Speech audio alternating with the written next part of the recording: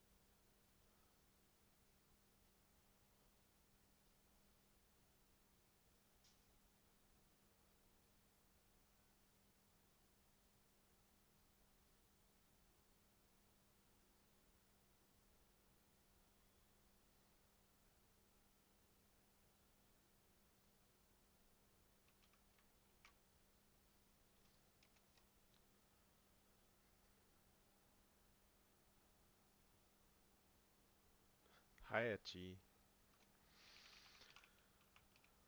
Uh,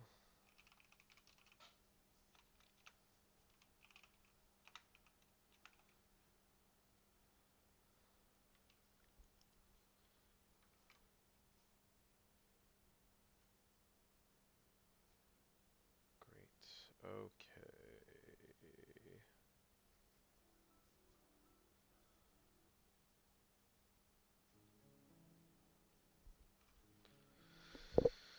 All right. Uh.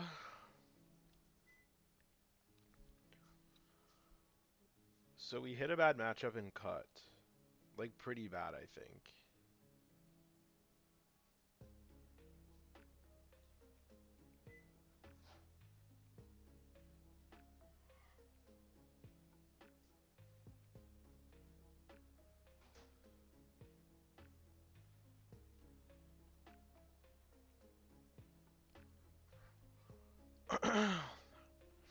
I don't know if it's like.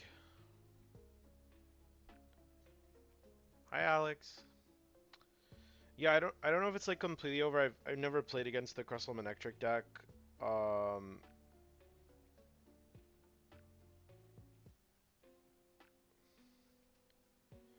yeah, I mean like if I assume that if they get the Manectric up, it's like not very good. But if they don't get the Manectric up, or if I can like chase it down enough, like it's probably fine.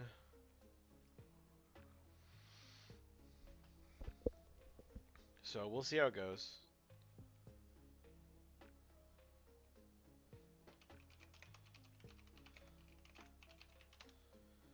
Um, it's like pretty standard Crustle, just with like Manectric in it. So I don't know. Oh, I get to choose to go first.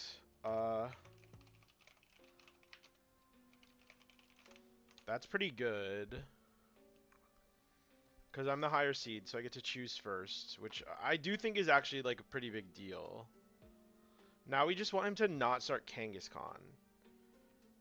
Oh, our hand is dead. Okay, sick. He mulliganed. Okay, maybe we'll get bailed out. Our hand's not like that terrible. Like we have switch. Only one mull. I mean, we probably needed more than one mulligan to fix this hand, to be honest. Pokepad's good. He did start Kang. Growing grass, okay. So the question now becomes like, what do I prioritize in terms of getting into play? I think the answer has to be Applin, given this board, because it gives me the most like potential live outs. If I get like Poffin, I could boss up a Manectric and kill it. Not Manectric, the other thing. Oh no, I still be 10 short, right? Jeez. I cut all of my bad Pokemon from this deck, literally so that I could have less starts with like the bad Pokemon. And here I am. Here I am starting Relor. The GOAT Relor. I mean, this is like fine, I guess. I don't know. It's not good for sure, but like could be worse. Let me look at this deck. Is there any energy denial? Like, is there a reason for me not to put an energy on something? No. It looks like is the answer. So I'm gonna go ahead and attach a basic grass to the bench because theoretically this Relor can hit into the Manectric, so we'd rather have growing grass on that. Because the minus 10 from the attack plus 50 damage from them is not going to kill us. Although they're playing a bunch of the speed lightnings, which is probably less good for us. Oh, does it say I'm playing Mega Venusaur? Oh, oops. Tournament of Doom Worlds top cut run with Fleed. I shouldn't say Fleed. People probably don't know what that is. Great, it's updated. Okay. I mean, our start is like pretty bad, unfortunately. And they get Poffin double Eel. Spiky goes onto electric. That's fine. We about to be Whirlpool gamers? It depends. This is so bad. Well, wait, okay. So I guess my question is like, how do they move this? How many switch cards are they playing? 2 switch.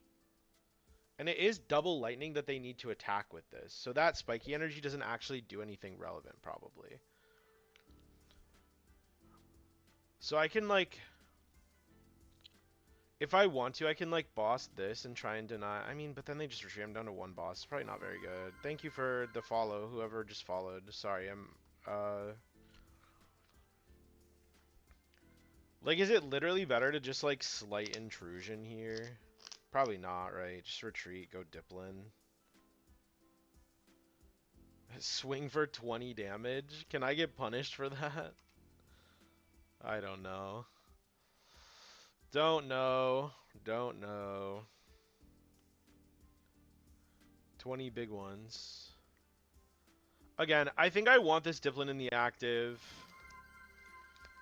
Cut is best of 3. Cut is best of 3. So it should be fine. Like, I think that it's, like, actually pretty difficult for my opponent to, like, get to a position where, like, they can, like, actually checkmate me with the Manectric. You know what I mean? Like, even... Like, you know what I'm saying? Like I'm probably gonna lose this game because I'm not playing, but, like, realistically, is my opponent, like, actually consistently gonna be able to, like, do something to me? Like, probably not, right? I don't know. Like, if he has Switch Lightning Energy in his hand, like, do I lose this game? Probably. But, like, what... I mean, I didn't play the game for 5 turns. So, like... kind of who cares? You know what I mean? Like, as long as I play the game the next 2 games, I feel like it's okay. And I'm also not gonna, like, count myself out of this one yet.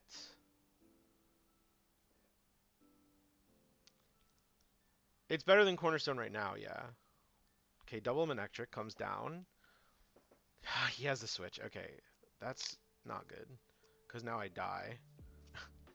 Goodbye, Diplin. I guess maybe I should have attached the Growing Grass that turn, but, like, if I don't draw Lily here, I think I was losing this game no matter what. Balloon. Come here. Find your other switch. They play 2 switch cards. And no way to recover them.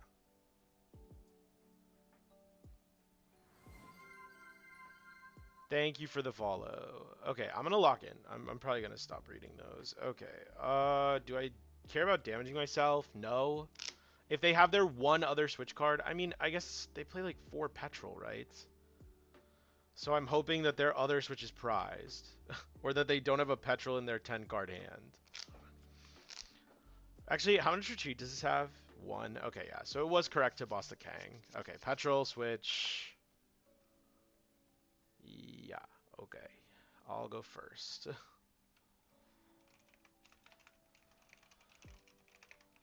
Like, that game was bad, but, like, low-key... Low-key not even that bad. You know what I mean? Like, if... Like, I didn't do anything the entire game. However... Like, my opponent needs to do so much.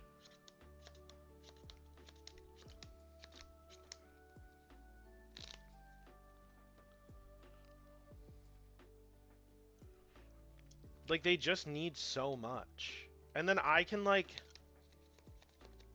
I don't know, I just have, like... They don't have any energy denial, so I have so much time to just, like, get energy on my Goldeen. You know what I mean? Like... Oh, okay. Let's see if we play the game this time. That's the big thing, the big hurdle. Okay, this is a way better hand. Our hand is, like, actually good here.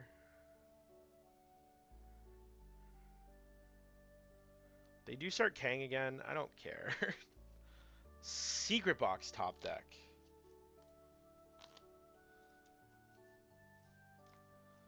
I'm not sure the energy denial comes up that much, to be honest with you. It might come up, like, every so often.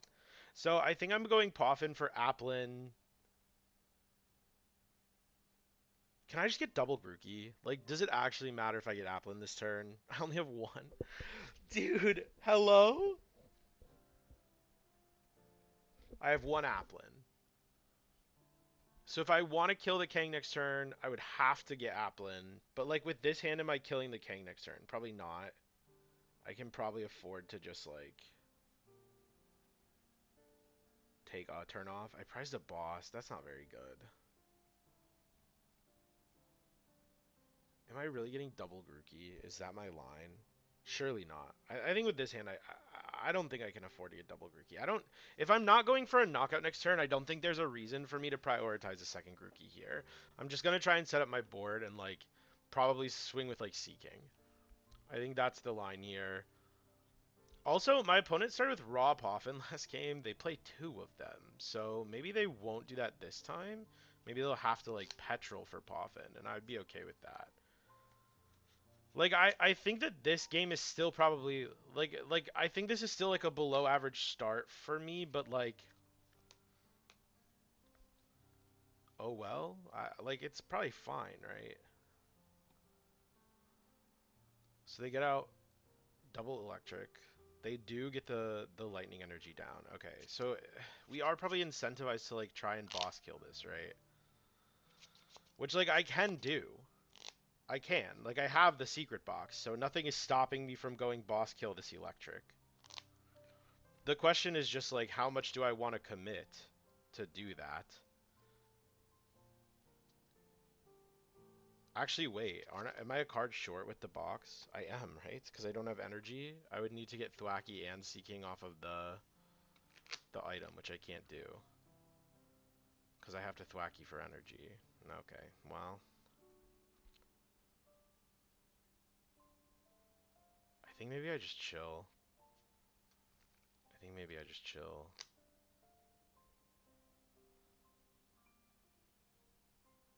They would need to find Switch and their other Speed Lightning next turn. I feel like it's okay to just take a turn off. I think it's fine. I don't need to go, like, super, super aggressive here. Okay, this is pretty good. So now I go Seeking, and then I Thwacky for Poffin.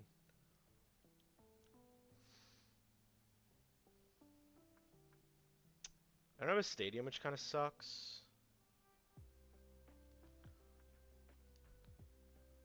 Have to go like this, maybe. Is an extra Thwacky ever worth it? Like to go 3 Thwack here with no Applin in play? Like probably not. Probably not. I think this is okay. If I go Bangle Swing, technically next turn I could go Bangle, Gladion, Diplin, and then kill 2 things. But I think I'm probably always bossing next turn if I have the choice. So it doesn't feel too valuable to play the Bangle right now. Getting the damage on the Kang is valuable-ish. Dude, my opponent needs so much next turn. Like, they need Manectric, Switch, Second Lightning, which is like, it feels pretty unreasonable. Like surely. Gear, okay. So maybe you get Petrol.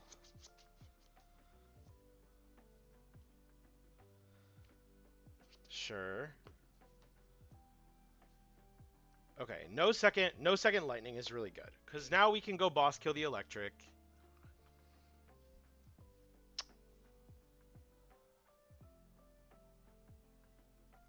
And actually, I like, if I want to, I could hit twice, right? If this doesn't evolve, I can hit twice with the Diplin.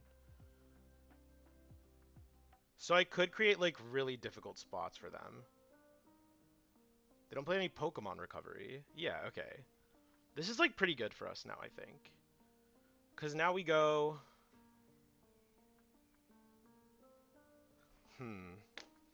Okay, so, like, technically we're a card short of everything we want to do, right? Because I need Boss. I want Boss, Energy, and Stadium. So maybe it's fine to just get Boss, Stadium, and kill the Electric with Seeking. But, like... It is worse. It is worse. Is there any way for me to fix that? I could Secret Box, right? I mean, low-key, my hand is pretty Secret Boxable, I feel like. Like, I hold 1 Gladion, maybe. I get rid of Rellor, switch Ultra Ball.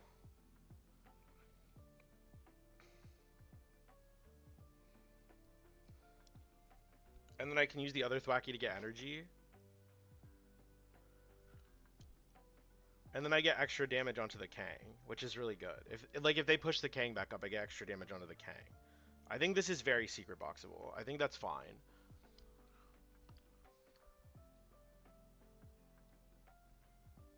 I don't need the switch, I can just retreat, and then I can hold the balloon in hand in case they decide to go against the Thwacky, or try to, like, boss up the Thwacky or whatever. So, Ultra Ball, switch, Rellor, all goes away. I could also consider, like, getting rid of Bangle. I don't think it's worth it, though. I think this is better. We just do this. And then I get Boss, Grounds, Balloon, I guess. And then maybe Pokepad. There's not even an Applin in my deck, so what am I Pokepadding for? Like a third Grookey? It's, like, not bad low-key, right? I really don't hate third Grookey. There's nothing worth Night Stretchering. Ultra Ball could be good if I want a Gladion next turn, but I would have to get rid of the other Gladion, which feels pretty bad. But do I win with it? Maybe. But I mean, at that point, third Grookey is just as acceptable then, right? Because I can get a third Thwacky, so I think this is okay. So we go Grounds. We go Grounds. We go Pokepad Grookey. Big Grook. And now I have Grookey and Goldeen potentially threatening damage into them. And then we go Big Thwack for energy. I think regular energy. I want my Growing Grass on the things that I would attack into Manectric with. So we'll go regular energy on the Diplin. We're going to go Big Retreat Game into the Diplin. And then I get to hit for 100 twice. So they're never sending the second electric up, right? So they always have to send the Kang back. And then if I go Gladion Bangle next turn, the first attack will kill the Kang, and then the second attack will kill the electric. So they are forced to, like, bench a Crustle or something, like the other thing. And then I only need to get through 1 Manectric. Or find my other boss before they get it set up. which is like definitely fine. And if they try to go like boss stall a thwack, you have double balloon in my hand. Oh no, 20 damage! Hopefully I just take the boss, like right now. I think that's like checkmate if I take boss. Okay, I don't. That does suck a little. So we'll go like this, do the wave. And yeah, next turn if I go Gladion, I mean, they have to just like bench another Pokemon, right? Like they just don't have a choice. They have to bench another Pokemon. They go run errand and then they Lumiose into something else. Lily, okay, so they're not bossing. They're looking for, okay, they get the Manectric. Okay, not a Lightning Energy. So they're still 2 turns away from swinging with Manectric. And they pass. Okay, so we just win with Gladion here, which I think we can do very easily. So it's attach, attach. So I have to get rid of this. I just need an Ultra Ball, right? Yeah, I just need an Ultra Ball. Do I have one? Hopefully. If not, this is gonna suck. I play 3 though. Okay, yeah. All right. So we go Ultra Ball away, Poffin, Gladion, attach, attach, attach, Gladion, swing twice, game. Yeah. I'm gonna grab the Thwacky just in case I mess something up here, but I'm pretty sure I just win.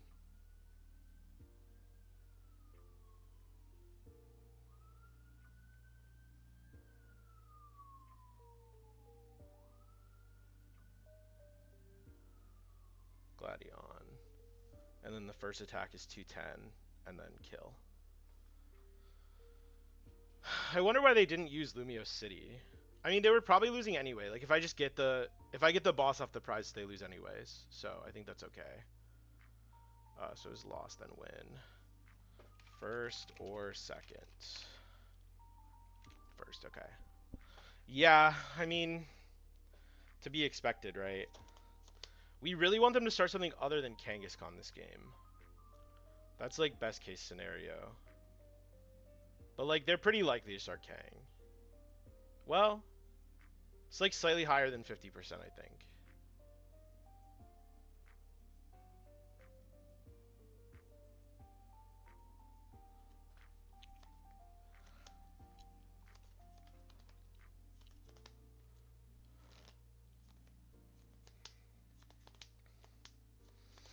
I do really wish that I was playing like I didn't play Scrapper to this event because I think it's like usually not very good to. Uh like for me, like I'm testing for Worlds, so in my mind, like I just am not gonna put Scrapper in until like the night before Worlds if I think that I need Scrapper. But like it really would have been good. It really would have been good here. Okay, let's see. Yeah, I guess like theoretically, like the Goldeen Whirlpool, like I could just like get rid of enough electric energy that like it's pretty good. They want first. Playable hand. One time, dude.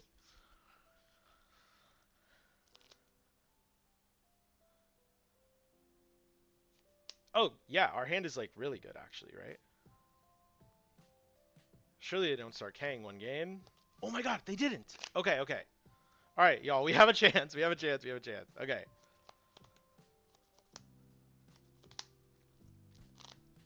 Nice. It's missed. It's not even an electric energy. So they can't even attack with the electric next turn. Okay.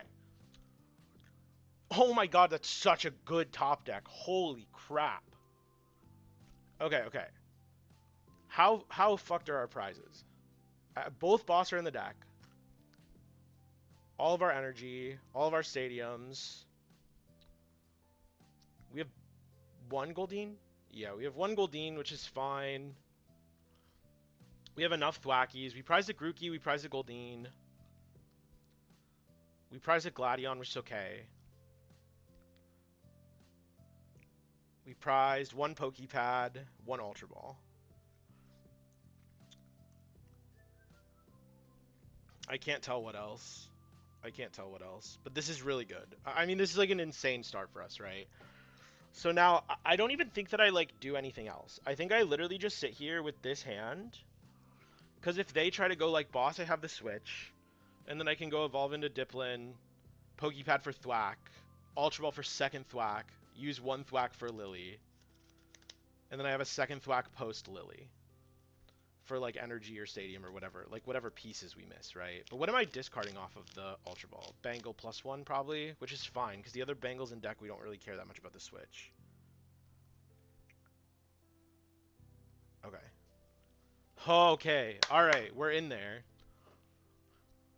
After that game 1, I was really worried, I'm not gonna lie. So now they go Petrol Poffin, right?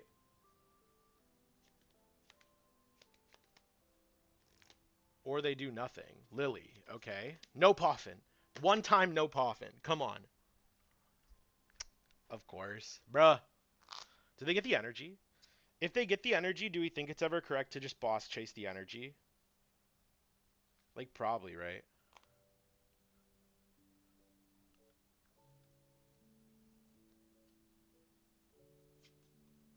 Yeah, I think it is. I think it is. I'm pretty happy with going boss chase the energy. 10 comes down, they retreat. This is fine with me. So I might secret box this turn, which is okay. That was a crazy Lily for that. Stretcher. It's like a little annoying. So I go dip. I go Diplin, Pokepad for Thwack. Right. And then I go Thwack, Secret Box, get rid of Switch, Stretcher, Bangle. Can I do everything I want to do? Like, yes, right? Because I can... maybe not, actually. So I get rid of 1, 2, 3. I get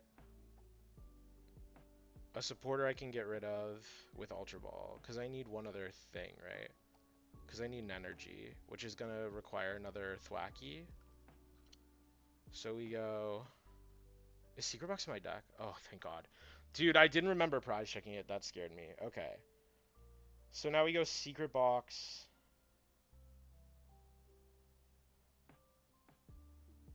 I can get rid of like Balloon or something. Yeah, this is probably fine, right? So I just go like kill, kill, kill. I keep the Ultra Ball because Ultra Ball gets me second Thwack. And then I can get Poffin off the Secret Box. And then Ultra Ball for Thwack for energy. Surely this is fine. I mean, like, I don't have a better choice, right? So, like, so we go Poffin, this. I need both of these. So now I take 2 cards that don't matter, that I can just discard, which are like these. I don't need double Balloon. How many boss do they play? 4. Okay, so they could stick me potentially. If they want to, which is a little scary. But, like, I don't see a way around that, unfortunately. I think I basically have to do this. If I want the extra damage. Yeah, so I have to do this. And then I go Poffin, and then Ultra Ball, Lily, Air Balloon. Grab the Thwack, get the energy.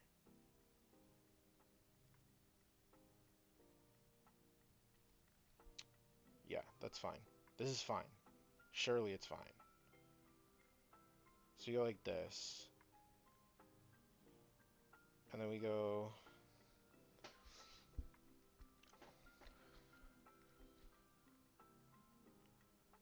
Okay, hear me out. What if we just get rid of the Festival Grounds and just kill the Electric?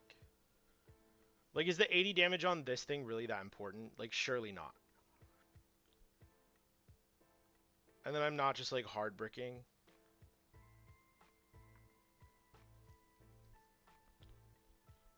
I mean, I'm always killing the energy. I have to kill the energy. So my options are hold. I can hold Ground Balloon or Lily. This is always happening. So if I hold Balloon, if they go boss, guaranteed to move it next turn. I don't need the Festival Grounds to kill this Electrike. And then next turn I could go... Well, I would be one card short, right? I would need Kieran Bangle +1 to kill the Kang. Or I could just, like, chill. I guess it doesn't matter that much, right? I'm afraid... I'm afraid of boss more than other things, I think. So I think I do this. Get the thwack. Get the energy. Take the knockout. And then go from there based on what my opponent does. I think that has to be fine. Like... Thwack. Because, like, again, like... My opponent only plays 5 energy. And they have to draw it, right? They must draw the energy. So, like... If they miss energy for a turn, I just don't have to chase the Electrike. So they need to get it next turn and the turn after. Like, all in a row. And then after that, we get to play the fun game of, like... Can I kill a Manectric before I lose? Okay, the Pokepad's pretty good. Pokepad's pretty good, because now these 2 cards off Thwacky can be Kieran Bangle if I want them to be. Whew, okay. Okay, they get the electric energy. Cape. Okay. Are we caping the Electrike? That has to be wrong. They do nothing else. Okay. That has to be wrong. There's the other boss. Okay. So I get Stadium +1. Pokepad. Get another Applin. Is Applin better than putting Relor on the bench? Yeah, I mean, they're gonna kill stuff eventually. Like, if that's the play they're going for, they're gonna kill stuff eventually, so it's, like, fine. So we go bench Applin. And now, I'm killing this, so, like... Even if they get to another Manectric, like... They have to,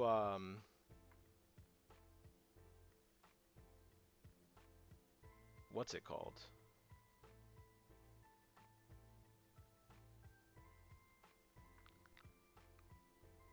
I don't even know what I'm trying to say.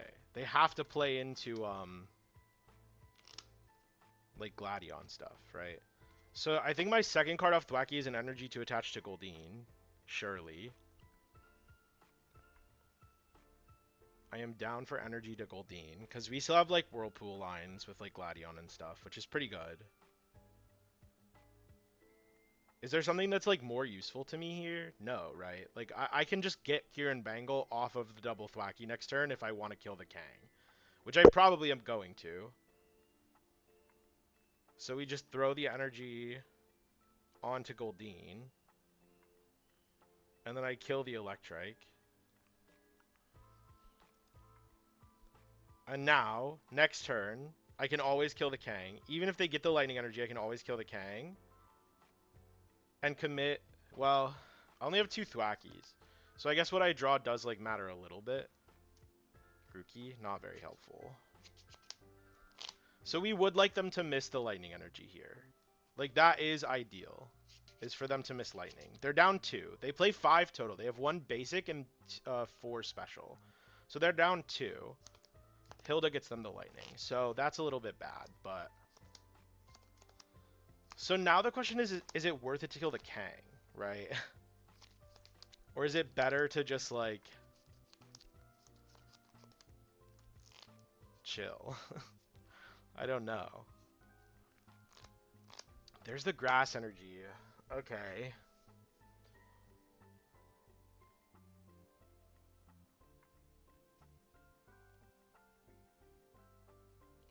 Them getting the energy again is, like, pretty unfortunate. They're down 1 Hilda. Because, like, probably what's going to happen is they're just going to boss the Goldeen, right? And I prize my other one.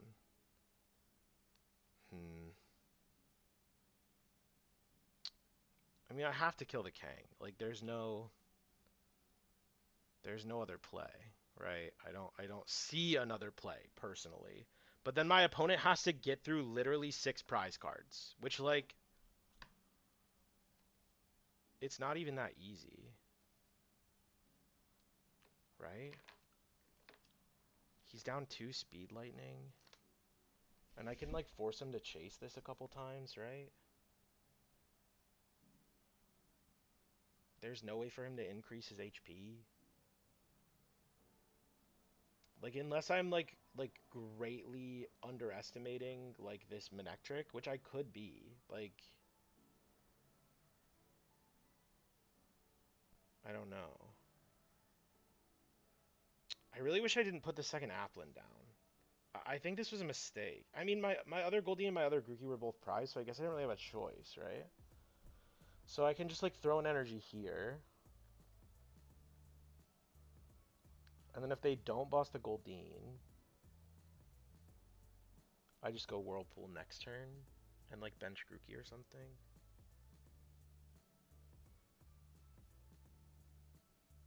I just, like, I'm worried they're going to boss the Goldeen. Like, they're not down any boss. But they would need... I mean, they would need... Again, they would need the electric raw in hand, right?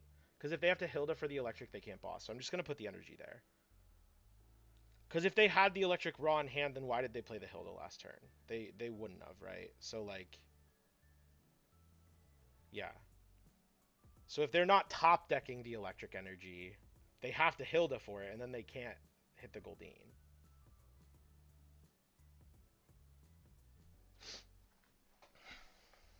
Unless I'm, like, greatly, like, misunderstanding the situation, which is possible. Oh my god.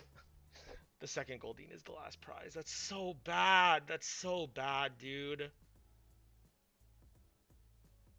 No, bro. Okay. So we go Tumbling Attack because it forces them to attach an energy. Or do we? No. I mean, like, there's no reason not to push this and just, like, derive value from my Thwackies, right? Like... Oh, bro, the last prize is the Goldeen. That's so bad. It's so bad, dude. Oh my god. Lana.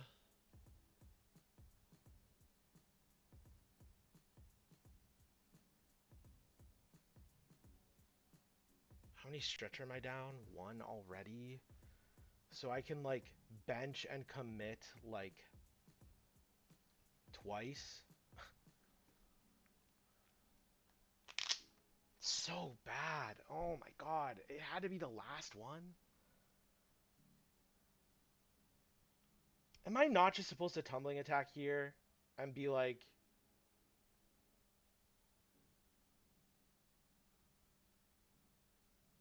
I don't know. I don't know. I like this play. I think this has to be the correct play. Is just get the Lana first. I don't think I, like, aggressively play into Gladion yet. I think it's wrong. Put this down, get the energy on it. Like, they have no Kang. They have no Kang. I'm forcing them to find boss 3 turns in a row. Like, they already found electric 4 turns in a row naturally. Now I'm forcing them to find boss 3 turns in a row with no draw engine.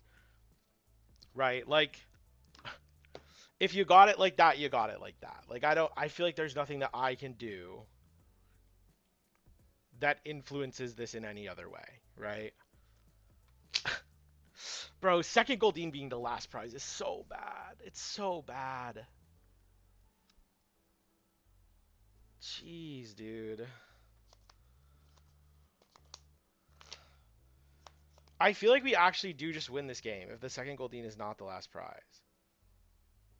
Because I just don't re-bench this, right? Like, I let something die, like Tumbling Attack or whatever, and then I bench both Goldeen at the same time.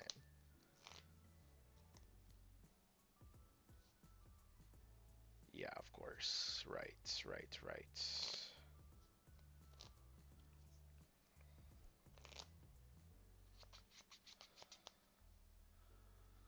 Okay, so do I try it one more time? I mean, like the most likely turn for them to miss boss is this turn, right? Like there's no other turn that it's more likely for them to miss boss, so I have to just do it again. I Night Center for the Goldeen. If they kill it, they kill it, and then I go for the back-to-back Gladion, and that's like, if that doesn't work, then I lose, right?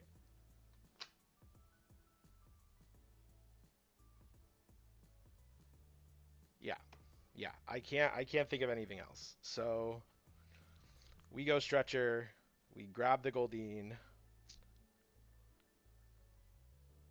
We attach the energy. I mean, I can grab the second thwack. What do I even grab? I guess it's just energy, right? Like, no matter what, I have to attach an energy next turn, so it's always just energy. And then pass. The only stuff I can't, like, play from this hand are going to be the Sea King and the Festival Grounds, so, like... Yeah, I mean... Surely we don't have the third boss. After raw drawing 4 straight lightnings. Surely. Oh my god. Okay. Alright. This is going to be fun now. Because now... They have 4 jumbo ice creams. They have to use 2 twice.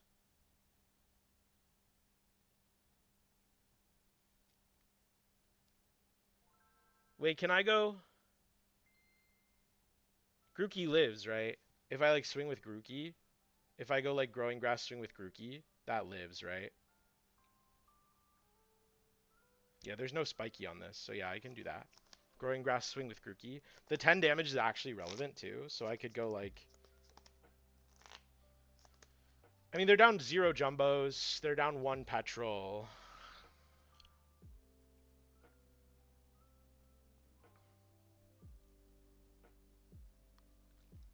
Dude, second Goldeen prize, bro. Come on.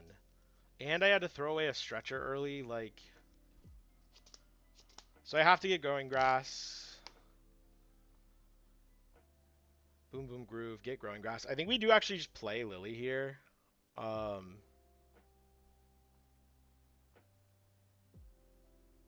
yeah, I think we do actually just play Lily here. Because right now I have 3 things that I can't like get rid of, basically. So like we throw the air balloon down. We play the Lily. Hope for a hand that's easier to Gladion with, and then... it's not much easier to Gladion with. Nope, not really. That's okay, though.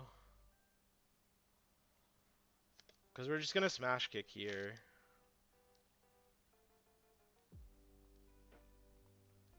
I don't want this. What do I want? Balloon? So they can't, like, boss stall the thwack or something. Dude. So we like, draw out a Jumbo this turn. Oh. Oh, I'm a 2 retreat cost. I'm such an idiot. So it's supposed to be switch. No, there's no switch in my deck. Okay, so it didn't matter. Okay, well. You know what? I have never needed to care about Diplin's retreat cost before right now. But I guess that does let me get the second growing on Grookey before I swing, right? Which I guess is good, kinda. Okay, they bump. That's fine with me. Airy. Bye, cards. I mean, killing Ultra Ball is relevant, I guess. It, like, is.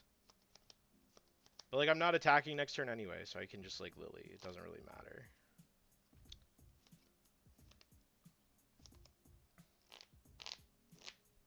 I guess the problem is, like, if they kill me here...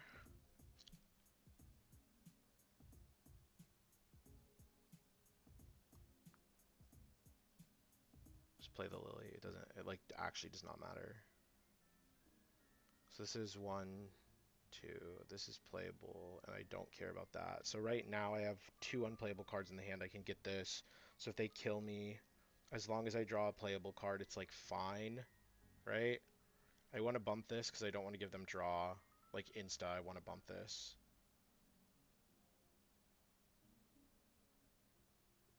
Yeah. And then I can attach second growing to Grookey, I guess. Do I need to, though? No. Is there a reason not to, I think is the better question. No. It plays around boss extra lightning, right? So I feel okay doing this. I could also attach to Diplin, retreat into Thwacky to not give the prize. But then I'm out of energy, which is not worth it. I need the last energy to be able to go Gladion Tumbling Attack, so yeah, we're just going to do this. And pass.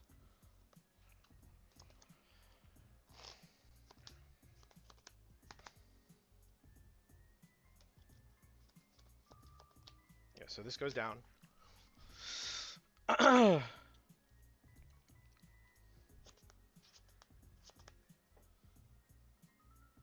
Dude, if I was playing promo Grookey, I would win the game right now. No, bro, come on. Okay, I have to leave playable cards in my hand. I have to. Oh, wait, I could... Oh, no, I can't evolve. So dumb. So I have to Lily again. How many are unplayable? 1, 2, 4. 4 are unplayable. So I can never Gladion, right? Because I'm out of Lily.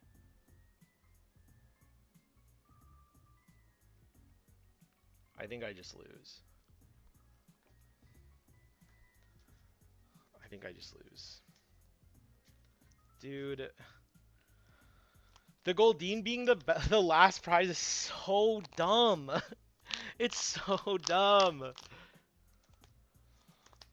Ugh.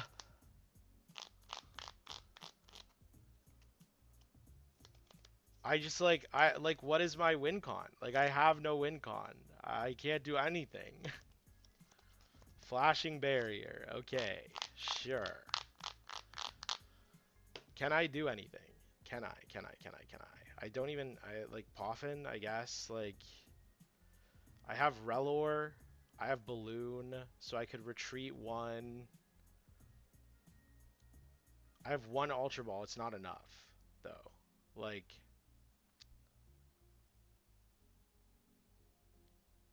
I don't think I can ever Gladion, right?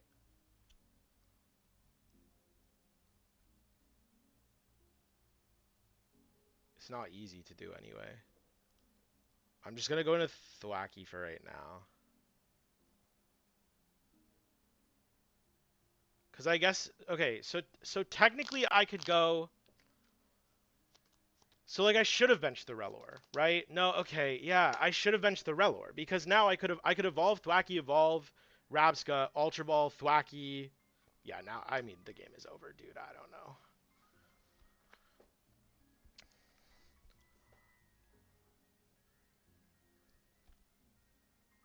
Yeah, I mean, yeah.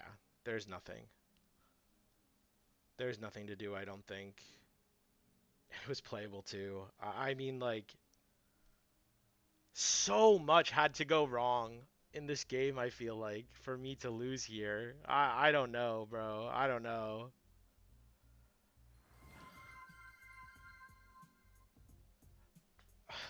Yeah, I don't know. I mean, like, I definitely should have put the Rabska down. Like, obviously, right? Like, that's the like obvious play, like where I lost. But like, well, he bossed anyway, so it would not have made a difference because I wouldn't have evolved the Thwacky that turn because I don't have a second way to hit them. Yeah, it doesn't even work because I don't have another way to hit them. Like,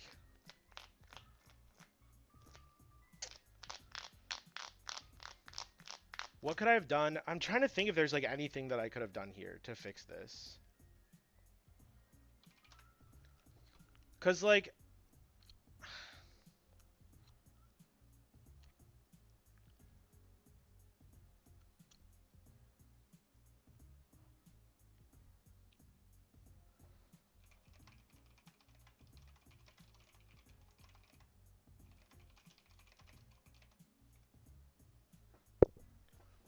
yeah, I don't know what I could have done to fix this. I think the first boss was bad, killing Kang as soon as possible.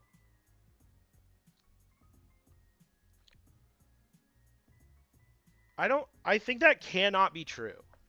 I think that cannot be true. How do I, so, like, how does the, can you explain to me how that position changes?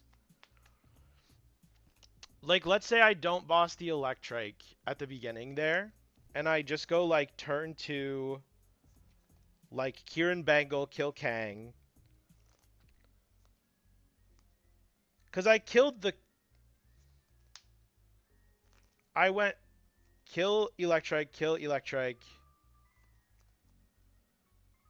Like I guess I kind of understand what you're saying, but like if Goldeen is not my last prize card, like I'm always winning the game by doing what I did, right? I guess my lose condition would be flipping double tails on Goldeen.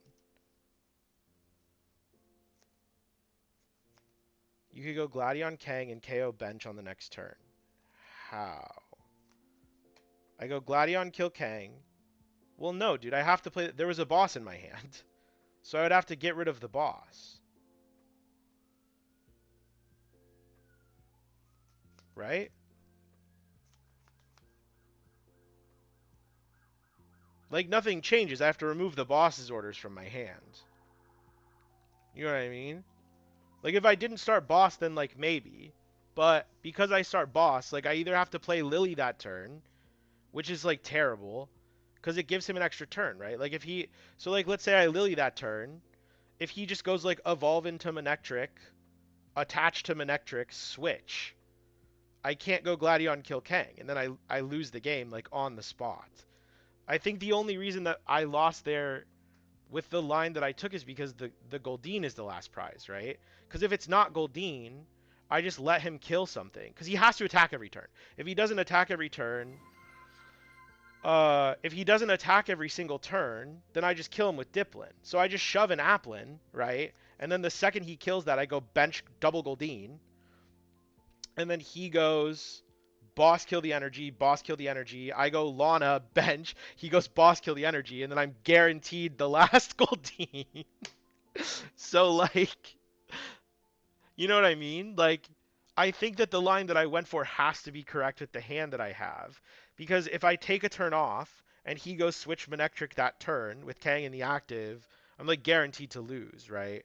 So maybe the actual play was just to like not be a baby, right? I think maybe that was an acceptable play is like don't be a baby and just like put the grounds in play and then I kill Eel. No, no, it still doesn't work. It still doesn't work because I was only doing 80 damage, right? So if I get rid of the balloon instead of the grounds and go grounds, kill electric, hit the Kang, I'm 10 damage short of killing the Kang with the first Gladion hit, and I still lose the game. It's still cooked, right? I think it's still cooked. So I think I was screwed no matter what. Uh, I really just needed to get the I really just needed to get the Gladion, or not the Gladion, the Goldeen off the prize. Because I think if I get Goldeen off the prize, I always win. I don't think it's possible for him to win, ever, if I get Goldeen off prize cards. I don't know. That was a weird game. That's okay. Hey, I appreciate all of you guys supporting. Like, low-key, though. I mean, we saw, right? Like, if I was playing thank you for the follows, y'all. I really appreciate you. We're 2 follows away from 1,000 followers. If you want to follow, I would appreciate it. Um, um, yeah, I don't know. I don't know. That was a really weird one. I don't think I played it perfectly. Like, obviously, there was a line I could have gone for at the end with the Relor, and then go evolve, Ultra Ball, Gladion hit with Applin. But then I don't have. I think I'm still 10 short, even if he doesn't have what's it called? Jumbo. Because I had to evolve all of my guys that I can hit with. Hmm. Hmm. I'm not sure. I'm not sure.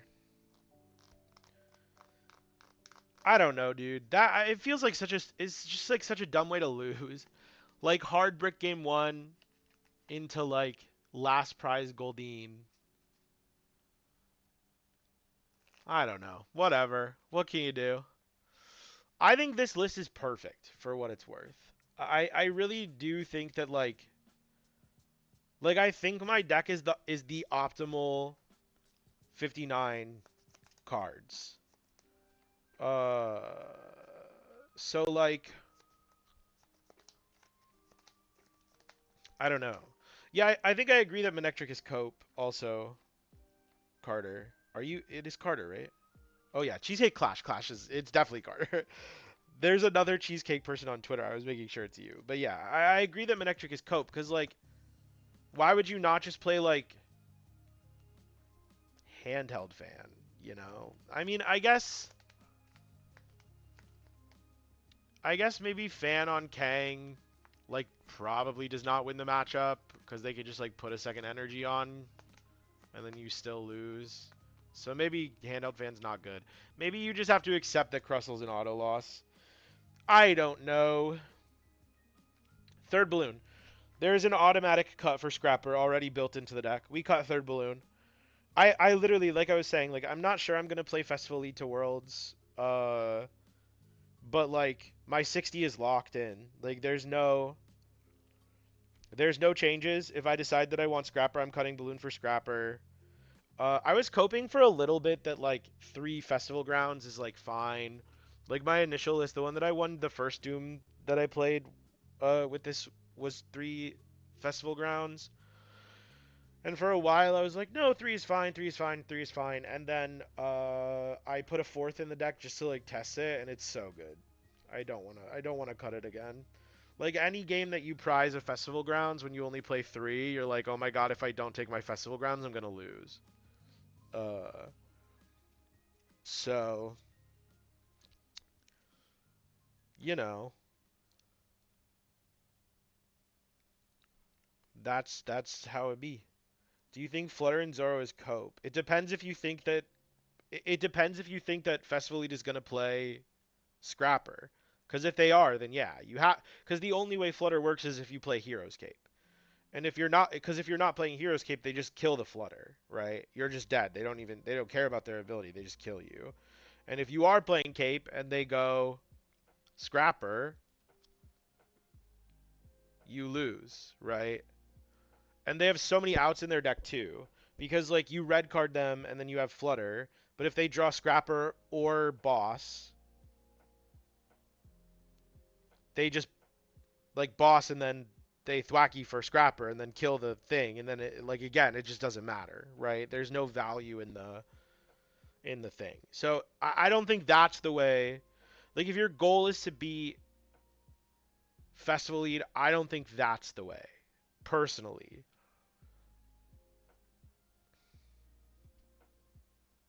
I'm sure there is a way though, but I'm not a Zoroark player, so I don't.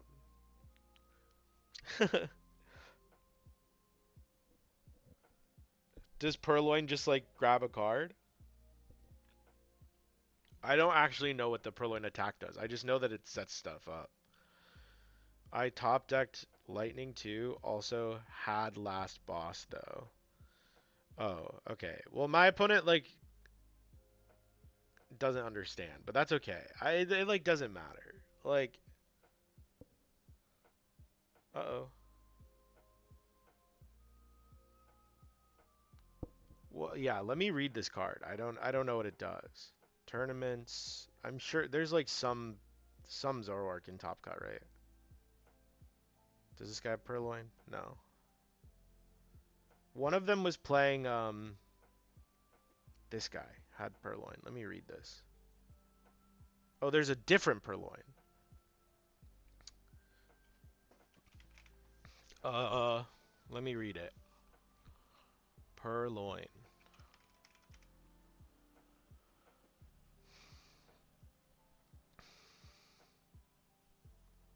Thieving Swipe. Reveals their hand, choose a card you find there, put on bottom of their deck. That's funny. That is funny. I feel like it's so It's like super high risk, high reward. You know what I mean? But here I said you cut third air balloon for Scrapper if you want Scrapper. I don't know if I do. I'm really not honestly that huge on Scrapper. Like I think the card is bad. Like it is. Like Scrapper as a card is bad, but like if you think Cape Excadrill is gonna be good, then like great, right? Then you have to play Scrapper because you don't beat Heroes Cape Excadrill without Scrapper. So then you have to play it, right? Judge, Watchtower, Mochi, Purloin. Does that do anything? Because what if they just like push up a Goldeen and then they use their Thwacky? Or you're saying like turn 2. Dude, who cares about Zam? Bro, what are we talking about Zam? That deck sucks, bro. Okay, I don't know. That's not true. Zam is like good, but like surely we're not playing like a 4-card combo for Alakazam, bro. Third balloon. You think Zam will be 4 to 5% play rate? I think you are massively coping. I think it is a 3% max play rate at Worlds. Like, no, dude. I think you're coping. I think you're hard coping. Make your deck good against Pult, bro. What are we doing? We're getting, like, bro, I think the only way that you're ever playing Zoroark to Worlds with the matchup spread, the Nighttime Mind build still beats Pult. No, it doesn't. That is the craziest cope I have ever heard in my life, bro. No, it does not. It never beat Pult. Even when Karis won that regional, it didn't beat Pult. People just didn't know how to play against it. No, bro, you're 100% incorrect, bro. I want you to go and look at NAIC and look at Alakazam's win rate into Pult. And then come back and let me know. Well, sure, but your actual good win con into Dragapult is that you don't take prizes, so red card doesn't like actually make that big of a difference. No, bro, there's no bro. I literally have tested the matchup with good Zam players. I was testing against Bass Lashmit for NAIC. It's massive cope. What they do, here's the play. This is gonna sound crazy, but here's the play. Boss Genesect.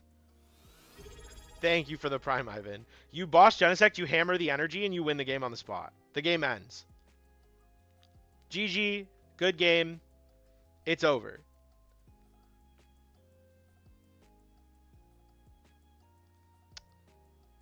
That version of Zam also horrific into Pult Blaziken. It's also horrific against Pult Nor. Hammers, sorry, specifically Pult Nor Hammers. I genuinely think that Control Zam is the worst version of Zam for Worlds. I don't think it's even close. And Zam 2 Cannon is the worst deck in format. And I still think it's a better play than Control Zam. Because at least then you're like, I'm just going to dodge the pull and beat everything else. Pult Hammer is a bad matchup for Control Zam. If they go boss, hammer your energy, you lose the game. Because you can't LGM them, and then you lose. Like, what do? They just get the energy for free, and then they Phantom Dive, and you lost the game.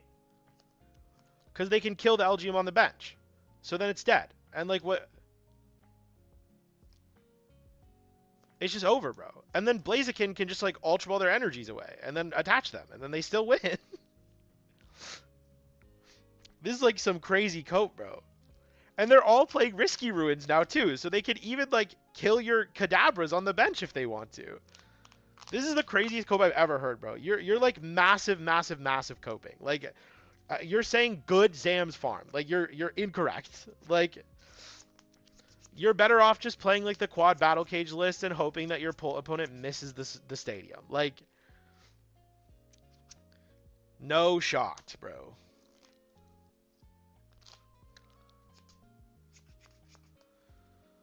I like Zam for what it's worth. I think Zam is like a good deck. Like I do. Like, but there's just no. You disagree? Oh my god, bro. Okay, listen. I'm gonna tweak for a minute. I'm already tweaking from my game, and now I'm gonna tweak at you. I'm explaining to you how you lose the line, and your answer is I just disagree. But like, what is your answer to the line, bro? What's your answer? What hit everything? Boss hammer. What else do I need to hit, bro?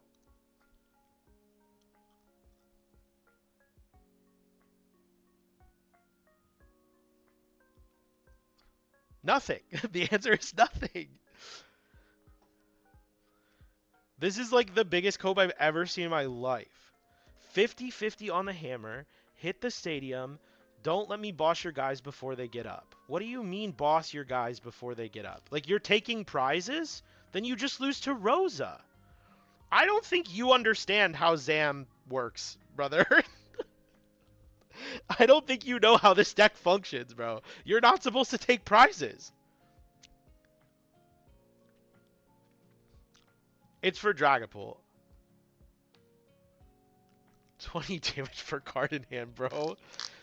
Bro, there is no way. Bro's like, yeah, dude, I'm just not going to play Battle Cage, and then I'm going to go up on prize cards, and then you're going to set up for damage on my entire board, and then I'm going to Elgium, and then it's going to be Rosa, and then you're going to lose. Like, I don't give Kachuk. Thank you for the bits. Like, this is just, like, insane cope, bro. Josh, this guy is rage baiting you. Ignore him.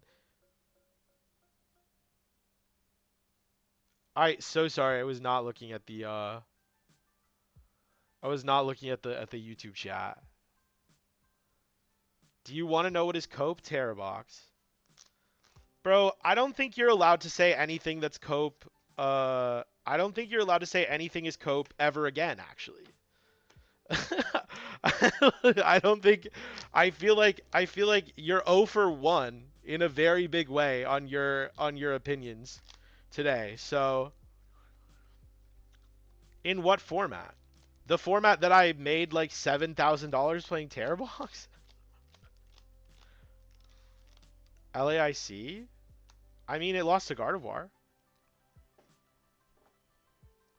Guardy was a pretty bad matchup. It did not lose to Polt, bro. It did not lose to Polt. Across 5 majors playing Terrorbox, I lost to a single Dragapult, and I lost to that Dragapult because off of Stamp, 2 straight games, I drew past for 7 turns. Polt, free. Free matchup, bro. Not Stamp, whatever. Iono, same thing. Archaladon, thank you for the follow. We just got to 1,000 followers. Hell yeah. Polt was like a 60-40 matchup minimum. Unless they played Shaman. If they played Shaman, then it was worse than that.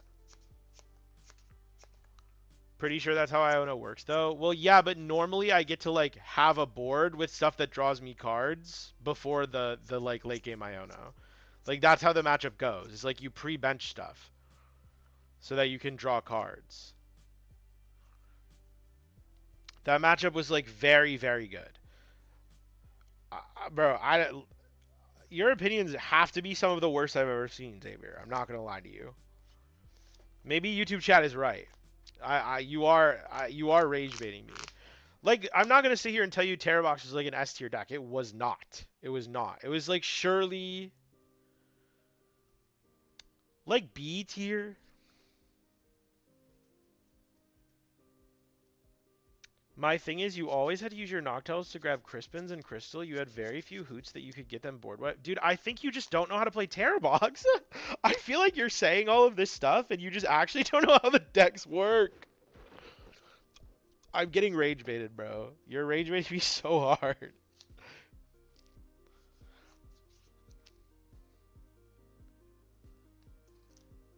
It doesn't matter, bro. I need to use 2 Noctowls. In an entire game against Pull, I need to use 2 Noctowls. Because the first one is for Crystal Crispin, the second one is for Air Balloon Crispin to get out of the boss Itchy Pollen on my Noctowl. And then if you kill the rest of my Hoot Hoots, it doesn't matter because my board has Mew and Fez on it.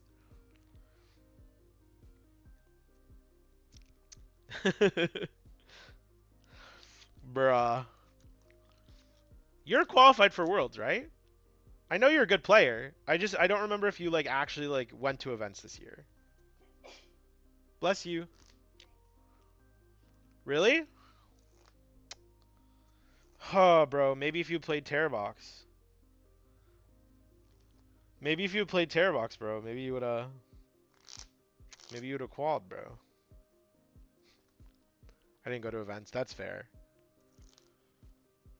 2 events, 256, 128. Okay, that's pretty good. It's pretty good. Pretty good. I almost played Terrorbox in Toronto. You should have. Well, actually, low-key Terrorbox wasn't that good for Toronto. I was off the Terrorbox train in Toronto. But, it is what it is. Yeah, Noctowl's Art was pretty good in Toronto. I played Goldango.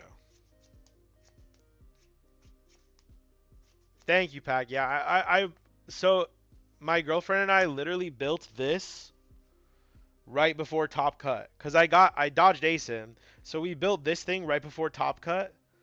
Uh, and so now, cause we live in a studio, so if I stream while she's here, she has to like be on camera, which sucks. So now that I have this thing to block, I might stream a little bit more often. Toronto was a Guardy event. Did Guardy win Toronto? Yeah, it did, right? Jelly Guardy won Toronto? I don't remember. My memory's not that good. That was the event that Rahul game 3 turn 1 Wellspringed me. I remember that.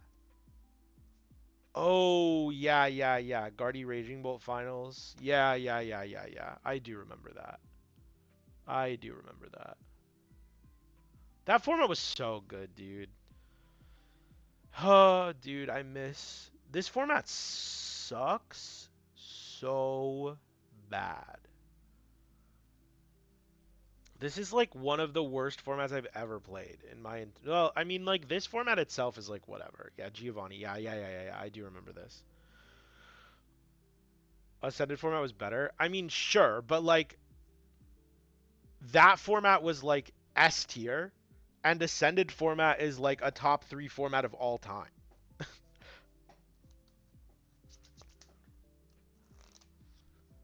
I would still put pre-Ascended, which was what? Ivan, thank you, brother. I really appreciate you. Thank you so much. Thank you so much. Um, you mentioned you're probably not taking Festival Lead to Worlds. Is there a reason? Um, I think your margins with Festival Lead are really, really close into a lot of good decks, like Drill and Pult. And I think in online tournaments, a lot of my opponents just like don't know the lines very well. But at Worlds, I assume that my opponents will know their lines. Thank you, Ivan. You're the GOAT, bro. I am. I will use the gifted subs to buy dinner for Chloe and I tonight.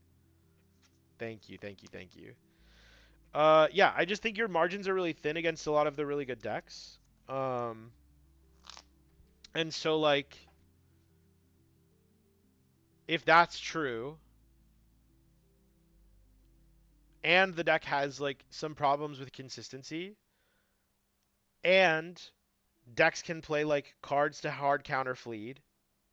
Not everything can, but some decks can like choose to hard counter Fleed if they want to. Uh, it feels like you have to get like a really, really, really specific matchup based run. And then you also have to get like a really, really specific, like, oh wow, big hype train. I don't know what that means, but um, you need a very specific matchup run, and then you also like have to play the game in all of those games, which like Festival League doesn't always do. Low-key, I don't even think Pult is even that bad of a like. I would say that we're favored into Blaziken Dragapult. Like all versions of Blaziken Dragapult, I think we're favored. Um, I think Hammerpult is close. If they're on the double risky build, I think they're slightly favored. Uh, and if they're on double Watchtower, I think we are slightly favored. And then Pultnor is like a terrible matchup. I mean, my list is like okay against Pultnor sometimes. Because if they, like, you have Forest, right? So whatever thing they decide to like kill with their Dusk, like as long as you like draw out of like the red card or whatever, like you can just like force your guys back out and take a one prizer. Um, but it's pretty bad. I would say that Poltnor is pretty bad for us. And then it like the worst version of the deck for us by far is Evil Tall. Evil Tall, Dark Bell. Dark Bell doesn't do anything, but Evil Tall Pult I think is about as close to an auto loss as we can have. Yeah, like I don't even like, and then Slow King is playing like this mega Slowbro card, which like farms us kind of. I don't know. It makes it unfavored for sure because either they Cure you or they go mega Slowbro, and then you need like a lot to go well to get around it. Drill can play Flutter. That is one deck. Like Drill actually does probably win the matchup with Flutter. I mean Zoro Cape can play Flutter if you don't play Scrapper. Like I don't know. The deck is really good. It's just like your margins are thin. It's a little inconsistent, and I think that people are gonna try and counter it. So like, what can you do? You know what I mean? Like, uh, I'm like actually more. I'm like more excited to see Dragapult than some other matchups. I think, and like even like Slotbox. If Slotbox really cared about winning Festival League, they could. They could play They could play Flutter with the bad Chiyu, the one that stops your opponent from putting a stadium in play the next turn. If they play both of those, I think Slop could beat Festival Lead. Will they do that? Probably not. Like it doesn't. Like yeah, I don't think it really makes sense for a deck like Slop to try and beat Festival Lead because also like so many things can go wrong that stops that from even like winning the game. But yeah, I don't know. I don't know. I might play. I still might play Festival Lead. I think the deck is really good. I think the big thing for me is that I feel like I've cracked the list already. Raymond, thank you for the follow. I feel like I've cracked the list already. I feel like I have a very strong understanding of how to play my matchups. So like, I don't have a lot of value in like testing Fleed really. So I'm gonna try and find something that's better for the meta. I'd rather play Zoro than Slop purely because it has a wider matchup spread, slightly worse Zoro while still favored. Slightly worse Zoro? Wait, you think that Zoro like 50-50. Wait. Slightly worse Zoro. Oh, so you think Slop is better into Zoro, but Zoro is better because its matchup spread is wider? Slightly worse Pult?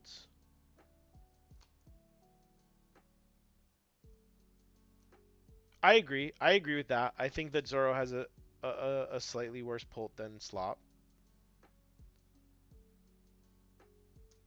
Yeah, I don't understand why people don't like the slow the 2-2 seeking. I think it's really broken.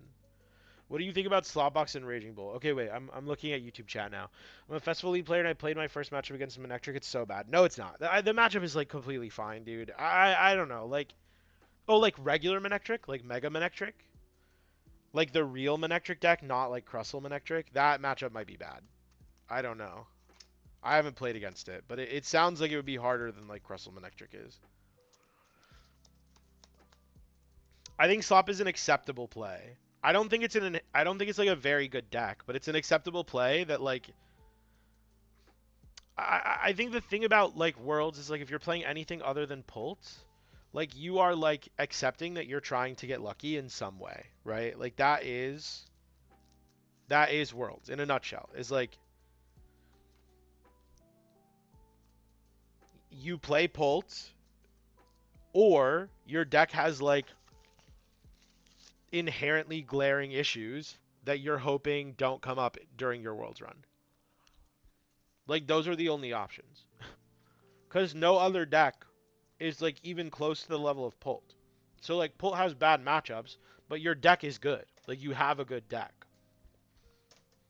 So like objectively the correct choice is just like always to play Pult. Kind of. If you're like good at it. But then like I don't know. I don't know. Like it's very easy for me to say that from like a logic perspective. Like as like if I'm like separating myself from being a player at Worlds, I think there's almost no reason not to play Dragapult to this event. But going to Worlds, I don't like some of your matchups just like are not good. You know, like somebody playing Pult is gonna win because they just don't hit the bad matchups, or like they win anyways because their deck is better, right? Like Hammer Pult is unfavored against this Excadrill deck, but like if you just like they're playing 17 energy, so if they just brick a game, like you beat them, right? And somebody's gonna do that, right? If you have a chance, can you explain the whole boss Genesect Hammer energy? So let's say you have an Gazer, thank you for the bits, brother. I appreciate you. I appreciate it. I went live just for Top Cut. Hi, buddy. Thank you, thank you. I went live just for Top Cut. I hit Manectric Crustle.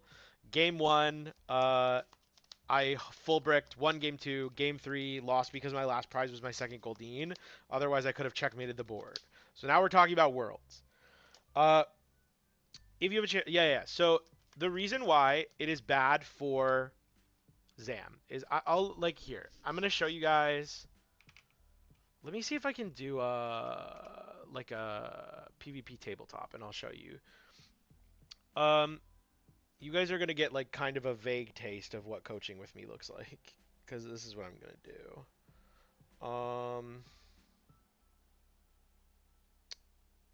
Browser, window capture, properties. Is it this? Okay, and then like this. So let's grab Pult. Let's grab. Let's take Justin Newdorf's Pult Hammers list.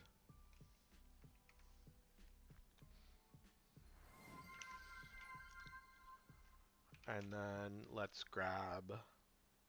I'm just gonna grab Diego's list from NAIC because it's like the most updated one probably. Well, wait, was he playing Elgium? I don't remember. Yeah, okay. So let's say whoever just did that, thank you. Negrin, thank you for the prime. I appreciate you. Um, oh, yeah, you're not supposed to see that. It's fine. So let's say this is our board, right? Let's say this is our board. On average, you are not putting Air Balloon on Genesect. On average. Sometimes you will, but on average you're not. And then your board is like this, right?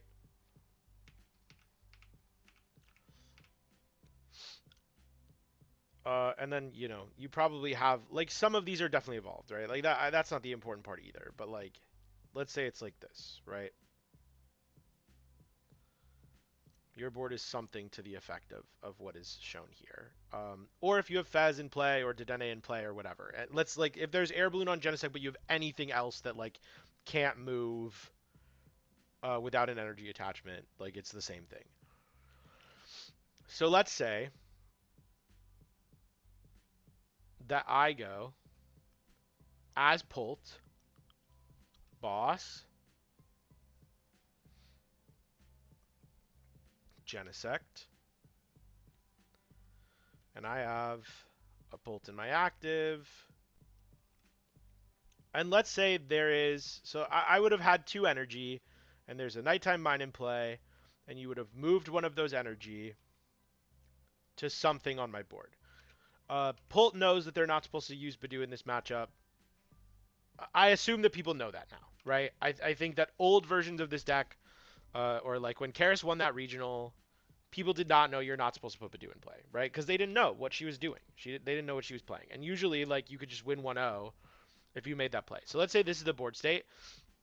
If I go, attach a fire energy to my Dragapult, crushing hammer, and I get rid of this energy, it is physically impossible for you to attack with Elgium this turn. It's not possible, right? Because you have no way to retreat this Genesect without attaching an energy. And on top of that, if you attach the energy to retreat the Genesect, you cannot attach an energy to your Elgium to use Slight Shift. And so, as the Dragapult player, if I am ever in a position where I can boss something up and then hammer the energy off of your board, I am never pressured to aggress from this point, right? I just don't need to. Because let's say you attach energy to the Elgium on the bench. Let's say you do this. That's your play. I can use hammers this turn to try and get rid of the hammer. Or try and get rid of the energy. And whatever turn I fail to remove the energy, I can just attack and knock out the Genesect and the Elgium. And every turn that these Pokemon are locked in these positions, I can do a few things. One, if I have the Risky Ruins and want to set up for something, I can move monkey damage, right? Or if I've played the Risky Ruins earlier in the game and have damage on my board that I can move around, I can do monkey stuff, and I can like slowly kill things like Elgium or set up your Kadabras for easy KOs, things like that. That's one thing I can do. The second thing that I can do is simply continue to attach energy to my Dragapult, right? There's probably like a safe number. I would guess that probably like 3 energy is enough, right? And it doesn't even have to be fire, psychic, whatever, right? It can be like this. Because all that matters is, right, like let's say I bump the stadium and swing, phantom dive, blah, blah, blah, blah, blah. If you go LGM Nighttime Mine and remove 2 of these energy, effectively, right, you only get to choose to remove one of them. So even if you LGM like one of these fire somewhere stupid, like Monkey, all I need to attack now is the fire again. And I can just go boss and take 2 because you have no way to protect the Elgium. There's no way to get like extra stuff on this, right? So if I stall for even a turn, even 1 turn, right, I'm taking 4 prizes for free for the rest of the game. So if I took prize at the beginning of the game, I win. And even if I don't, if you try to aggress in any way, you give me access to Rosa, and I still have 2 Crispins. And I have 2 stadiums to bump the Nighttime Mine.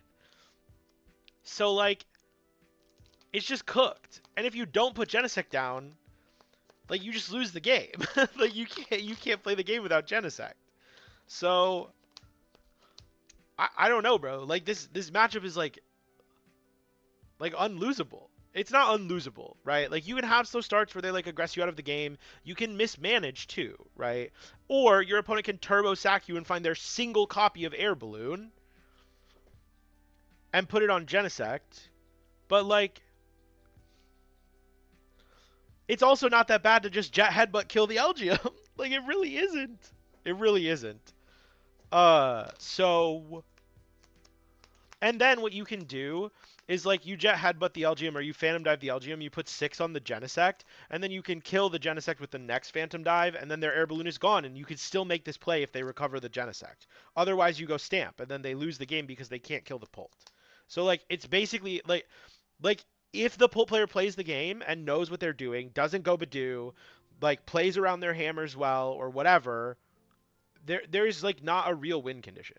In my mind, there just isn't. Like, I think that, like, maybe this matchup is, like, 65-35 favored for Hammer Pult. But I don't think it's worse than that. I can't imagine a world where it's worse than that. Especially now, because if you choose to take the aggressive route, Xavier did point this out earlier, like when Karis won, there was no red card. But now, if you choose to take the aggressive route, they just red card you. Like, they don't even need the unfair stamp. Whereas, like, previously, when Karis was playing, if you put Genesect in play, there was no other disruption, right? Or at least Judge wasn't that effective. So, like, if they disrupted you, you were fine because you could still get to a kill on the Pult. And they couldn't like Judge and Crispin on the same turn, right? So it like creates difficult positions. But now, if you choose to take an aggressive route into Pult, you're like actively throwing the game because you give them Rosa and you give them red card. So like you're just asking to lose. So I don't know. Like there's just no way. Like you're significantly better off as Zam just like playing quad battle cage and like maybe a red card, right?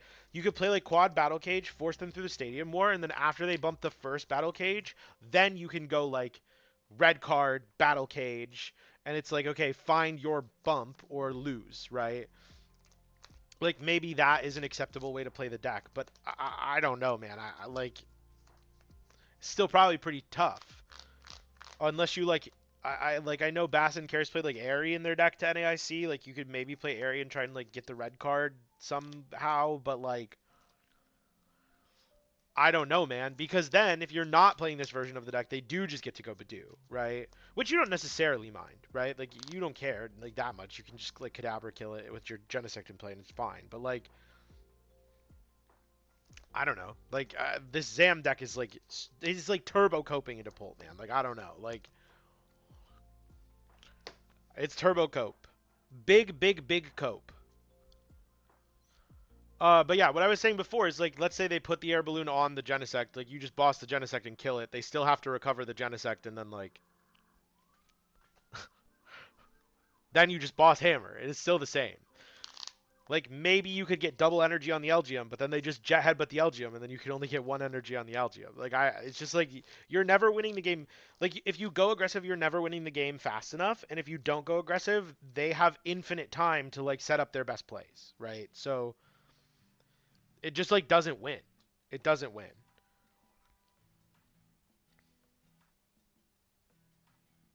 Now I am looking at chat. I will boss hammer you. Bro, come on. Did you come up with this line or somebody else tell you it? I came up with this line in Top Cut of a 1K. This is the line that I found. But upon talking to other people about it, uh, it seems that this is the like... it seems like this is just kind of the line that people go for. Like, you're just not afraid of anything they can do anymore, man. I don't know. How much Pokemon do you play a week? Like actually like sitting and like playing games? Very little.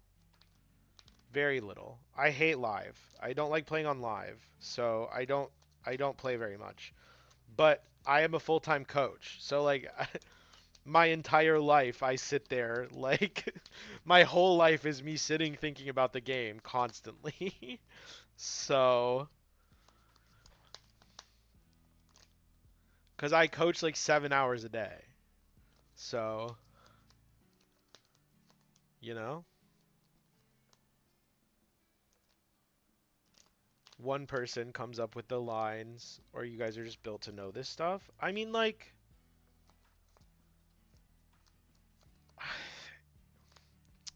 it's like kind of hard to explain. It's like kind of hard to explain, cause like, okay, here's the thing.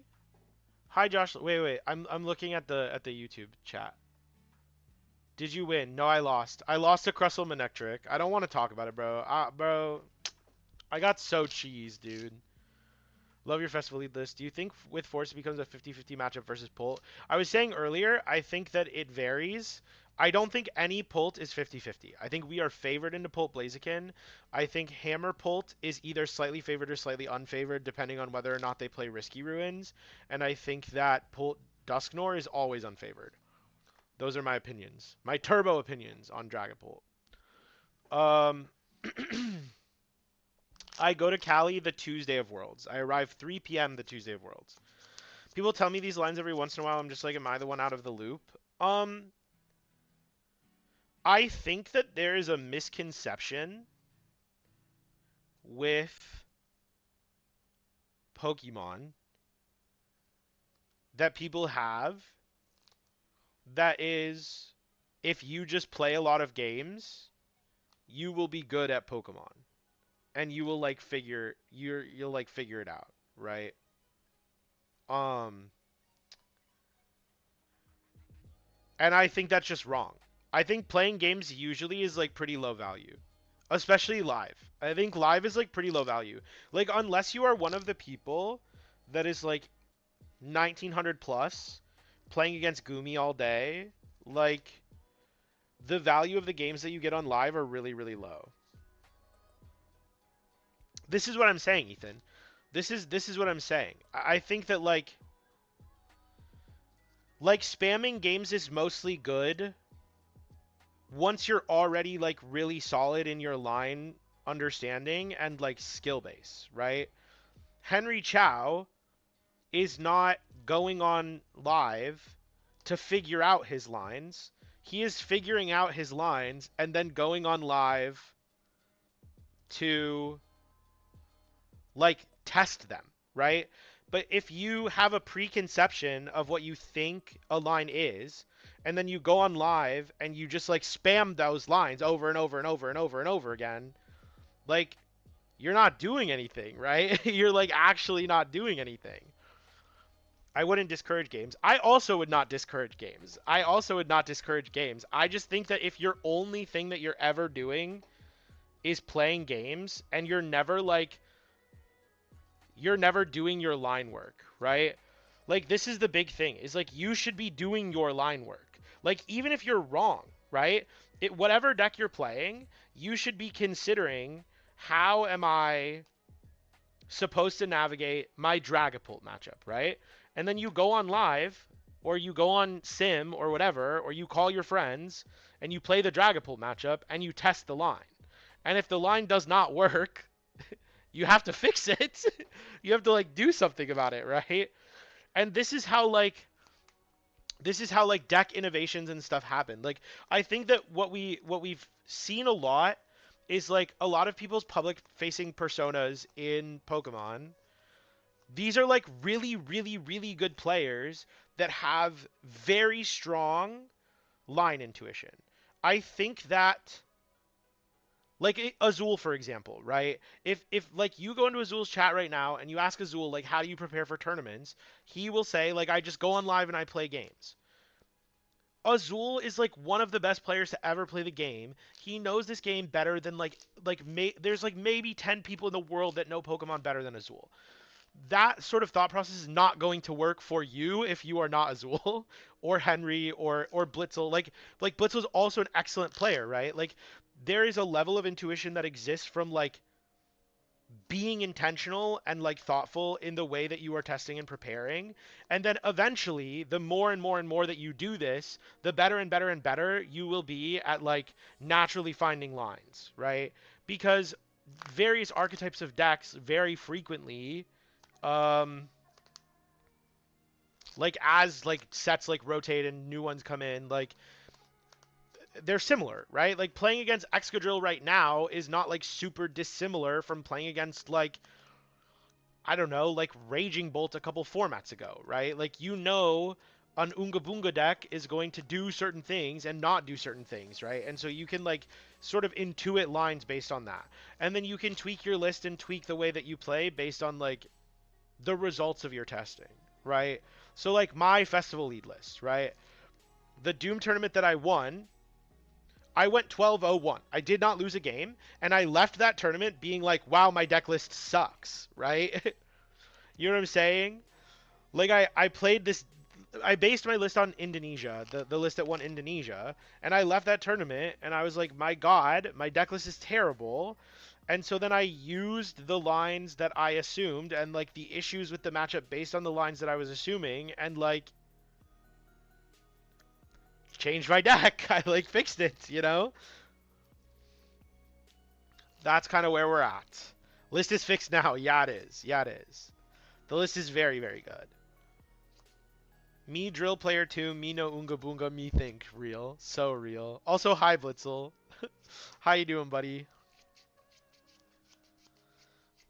But yeah, that's my answer. Is like I don't think any top players like I actually think Karras's win in Indy kind of proves that like most top players are not just like ascended by God to understand matchups, right? Like Karras did not lose to a single Dragapult player at that event because people didn't know how to play against it. Like even very good players, she hit very good players at that event, right? But like nobody is just gonna magically know how to deal with quad nighttime mine double fan Elgium in Zam if they haven't tested against it.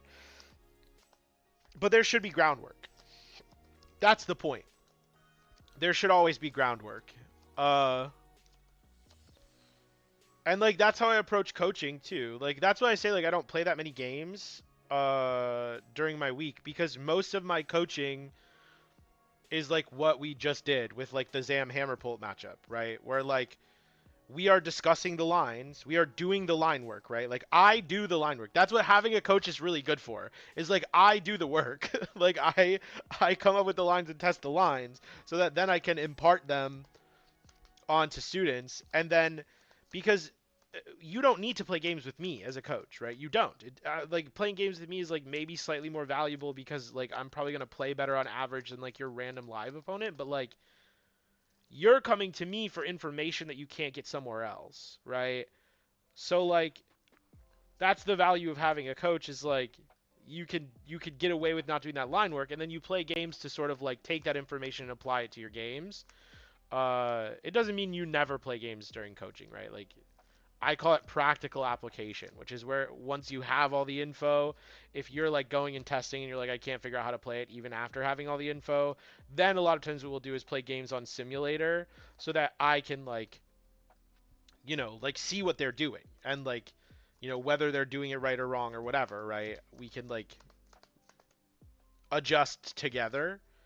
But like, yeah, like there is like a good amount of groundwork that needs to happen if you are doing nothing but taking a list off of Limitless and just spamming games on ladder, like you're probably not improving very much. Maybe your sequencing is. Maybe. I don't know. Blitzel, what do you think about that? Do you think if you just spam games over and over and over again, you'll like naturally intuit good sequencing? I'm not sure. Somebody taught me how to sequence. So I don't know. Yeah. I feel like you're like punching a rock expecting water to come out. So I don't know. Yeah, that's my kind of yeah. I don't know. And like I don't know, like Blitzel I actually think Blitzel has like a really interesting not to glaze Blitzel, our NAIC champion, my goat. Uh I think the way that Blitzel like sort of came up in the community and like really like got good was through control, which is an archetype that like naturally forces you to do line work during deck building, right? Which is really cool. Uh, which is really cool. Like that's a very interesting approach, right? So like before you're ever getting in a game, you have to build the deck, and each card inclusion in a deck like Control, like is for your specific lines into specific matchups, right? Which I think is really interesting. Depends a lot on lifestyle, how the game too. Yeah, that's true. That's probably true. If I did not have a beautiful, wonderful girlfriend who I love so much and totally is not behind this curtain, I would probably play a lot more games of Pokemon in my free time. Not because I want to, but because like it is valuable. Uh, but like I don't know, kind of depends, right? It just kind of depends on what you're doing. I'm in Jackson Ford's Metafight Discord, and we were talking about this the other day. That like like a part of the reason why the tournaments are like super dominated by like younger players nowadays is because the average like 22-year-old does not have the same level of responsibility as the average uh like 33-year-old, but like it's not going to be 1-to-1 for everyone, right? Like I am fortunate. I'm a bum. the average um the average person is probably not going to have a ton of time to play. I'm very fortunate. Like I consider myself very lucky that I get to do what I do because it gives me the time to like work on these things, you know? Okay, I'm back to YouTube chat. Sorry, guys. I find my RL performance drops the more I play live. Best I've played is when I just watch high-level games, regionals, and play games with my groups of friends. Live is trash, ideas, and bad games. Yeah, I don't think live is trash. I think there is value in spamming games. I think there's value in testing the consistency of your deck. I think there's value like the average live opponent in Arceus is probably not that much worse than the average like rounds 1 through 7 opponent at a regional. So like there is definitely value there, but it's not like it's like not the best practice you can get for sure. I'm new to PTCG. I've just been spamming games. If you're new to the game, spamming games is fine. I wouldn't worry that much about it. What is a line? A line is how you approach. It is a consistent way that you approach a certain matchup because you are playing against that matchup. So, for example, my consistent line with Festival Lead against Dragapult is that I'll take the first prize with Sea King, usually on Badoo. If they chase down my Rabsca, I will recover the Rabsca with Force and boss another one prizer, and then I will kill two Dragapults or a Dragapult and then another two prizer. And that is like your line, quote unquote, into Dragapult. It's like your game plan into the deck. You should have a consistent game plan going into a game of any matchup, right? That was a vast oversimplification of the Dragapult matchup, but that's the point. When you play a bad list but do well with it, how are you identifying the weakness in your list? Well, that Doom tournament that I won, a lot of my opponents didn't play very well, and so I was able to like capitalize on negative plays and or I got bailed out by like stupid stuff, right? Um but like for example, that list specifically, I came out of it and the worst part of the list to me was the bug catching sets. I was like these bug catching set cards do nothing. And they forced me to play grass energy, basic grass. And throughout the tournament, I was like, wow, if I had a growing grass here, like multiple times, I was like, if I had a growing grass here, like my spot would be way, way, way better. And so leaving that tournament, I also had a few games where like I prized a festival grounds, and I was like, wow, if my opponent like, if my opponent got stadium bump this turn, I would lose, right? So like you can recognize either through things that are missing in your deck or like identifying like ways that your opponent could punish positions and you could be like, oh yeah, this is not very good, right? So the three festival grounds is an example of that, and the bug catching sets just felt terrible. And then I took those cards out and added cards that I wanted. Having a good local group of players is far more valuable than playing live. It depends. I think what Ethan said is true. That it heavily depends on your circumstance. Because, like, just because you have a bunch of good IRL friends doesn't mean that you have the time to go play IRL. Like, you could probably play 3 games on ladder in the same amount of time that it would take you to play 1 game in paper. So if you're at the stage of playing where, like, your only goal is just to, like, practice, practice, practice all of your lines over and over, like, live is, like, significantly more efficient. Someone with a very analytical job such education is probably more likely to have sequencing intuition. I agree with that. I mean, if you're mathematically inclined, you're going to be, like, good at Pokemon. You know what I mean? But like, I don't think you necessarily have to be good at math to be good at Pokemon if somebody just like teaches you how to sequence. Dude, go on YouTube. Anybody in my chat right now that is struggling with sequencing, go on YouTube and just look up how to sequence Pokemon TCG. Like, I think like multiple very very good players have posted videos about like how to sequence. Maybe I'll do one. I'll do one. I'll make that video this week. I'm gonna make a how to sequence video this week, and I'll post it, and I'll do that.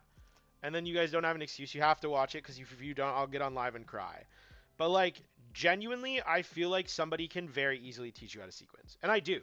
Usually when I have new students, like new coaching students, the first thing that we will do is go through the sequencing flowchart, which is like a sequencing thing that I have developed that like is sort of a catch-all for sequencing in Pokemon. Now, basic sequencing skills and like specific sequencing for specific decks are not always going to like exist in the same way, right? They won't. Something like Dracloak or even Matang can mess with like standard sequencing practices because intuitively, uh, doing things like thinning your deck before you draw cards is what you're supposed to do. But if you have Matang or Dracloak, you are giving up theoretical like knowledge of the bottom of your deck. You're also theoretically like making your deck less likely to give you the thing that you want. So it's never going to be like a perfect thing. You're going to have to adjust your understanding of sequencing to the deck that you're playing. But like sequencing as a skill in Pokemon is like it's like learning it and then like actually doing it. You know what I mean? Like you have to learn how to sequence and then you have to do it because that's the other thing is I have some students sometimes I'll do like puzzles with some of my students and we'll do the puzzles and I'll be like how do you sequence this and they'll do it perfectly and then we're playing games and they're just not they're just like throwing cards at the table so you have to learn it and then you have to exhibit patience and like actually sequence correctly which is hard to do. It's hard to do. I'm the same way. When I play on live, I don't care. I'm not looking at the cards in my hand. I'm like, I'm gonna boss that thing, and you'll get punished, right? So it's not a judgment. That is not a judgment that you have to actually do it. It's a reminder to myself as well as to all of you. But like a lot of the game is like knowledge checks. I think that that is probably true. Like a lot of Pokemon is like knowledge checks. Like you have to like do the work to have the knowledge, and then you have to execute on that knowledge. So, and I like y'all have probably watched me play on stream. I am not always great at that either, right? Like finding your lines in like interesting situations is not always like really easy. And you see like really excellent players do that all the time. Like um I am nowhere near the level of player that like Liam is, right? Liam is like uh, I'm gonna use him as an example because we played against each other in Houston in Top Cut, and I think on that stream you can sort of see these like in-game adjustments to these mistakes. Like you have to look at your games with like a critical mindset. We played game 1 and I beat Liam because he played poorly around his Fez. And like while we were setting up for game 2, he looked at me and went, "I figured it out. I know what I did wrong." And then he didn't do it again, right? Like uh and you know, like having that sort of like that level of like self clarity to be like I know I made a mistake somewhere, like I have to fix it and then like figure it out is really good. So while we're getting the free coaching, enhance your camera size and show us the top 16 list on live. Y'all are too nice to me. I think that like a big reason why I am good at my job has less to do with my ability to execute on knowledge and more to do with my ability to clearly present it to other people. I'm a really good teacher. I'm a better teacher than I am a player, for sure. I've gotten a lot better. I think this year especially I've gotten a lot better as a player, but like, you know, I'm good at imparting knowledge, which I think is an advantage that I have over some other people. I was a musical theater major, so I'm really good at orating things, basically. But thank you, Ivan. Thank you, Gazer. You want to look at the list? Okay. I don't even know how to do that, man.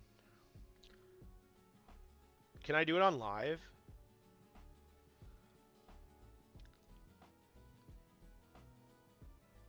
I can, right? There's a way to like blow it up now, right? Preview all. No, wait. How do I do this? Somebody help.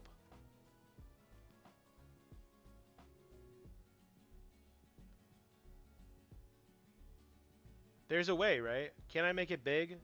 View deck. I did it. I did it. This should show you guys how much Pokemon I play on TCG Live. It's not much. I'm good at math but suck at Pokemon. That's okay, Ryan. You don't suck at Pokemon. That's not true. That's not true. You don't suck at Pokemon. There's something that playing OTB with friends that have regional experience doesn't really propel my learn. Yeah, that makes sense. I mean, experience, like, again, like, it's exactly what I was explaining before about, like, the value of having a coach, right? Somebody that has more knowledge or experience than you, imparting that knowledge to you is always going to accelerate your learning process, right? Like, always. It doesn't even matter if they're, like, really good. Like, you don't need the person who helps you to be, like, an excellent player. They just need to be better than you, right?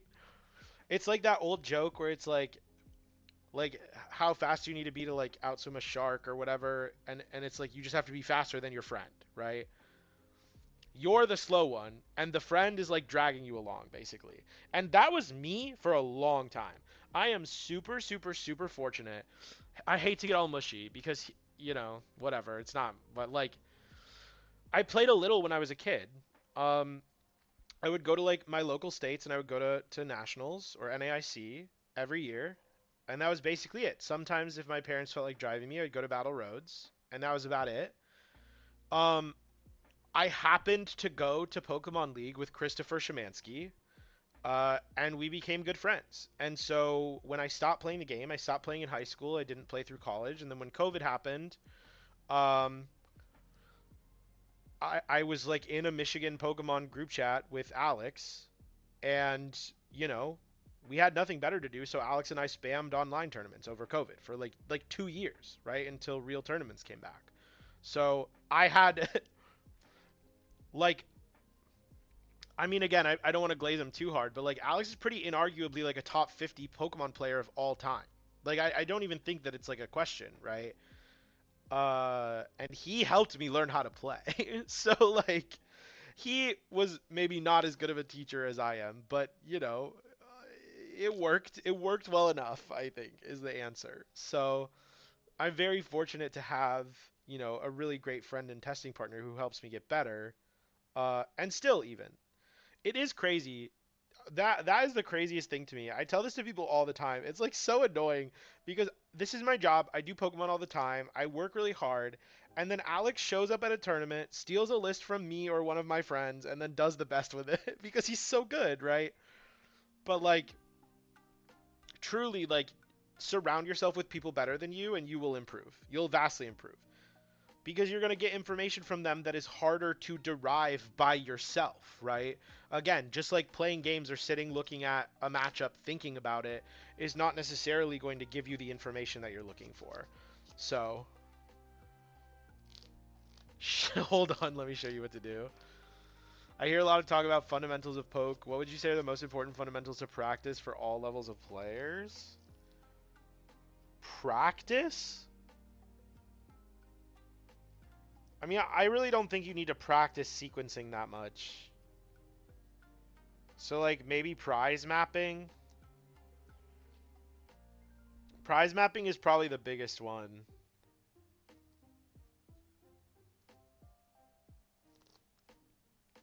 Because you can, like, actually practice prize mapping, right? You can, like, start a game and be like, my prize map into this. But again, like, prize map also can kind of come down to your line work. Like, there are usually pretty standard prize maps into matchups. It's usually a matter of, like, when things go differently than the anticipated outcome, like, how do I adjust? Which in coaching I refer to as competitive count to six. I wish that was a joke. I refer to it as competitive count to six, which is what Pokemon is, right? You are trying to count to six before your opponent. But just because like you're both trying to count to six doesn't mean that the direction to six is necessarily linear, right? But yeah, I'd say that's the most important one to practice. I mean, practicing sequencing is good, but like you're naturally practicing sequencing every time you play. So that is more of like a seek knowledge kind of deal. Um, I can't think of anything else that's like explicitly necessary to practice right in this moment, but I haven't eaten today, so I'm like a little tired. I'm not sure. Uh, yeah, I think that's the most important one. If you're the smartest in the room, you're in the wrong room. Yeah, exactly. Exactly. At least if your goal is to improve, right? If your goal is to improve, like, go to another room. But it's not always like, I don't know, it's not always that easy. I mean, it's pretty easy right now, I guess. There's a lot of like free access to information. There like really is. Especially Azul.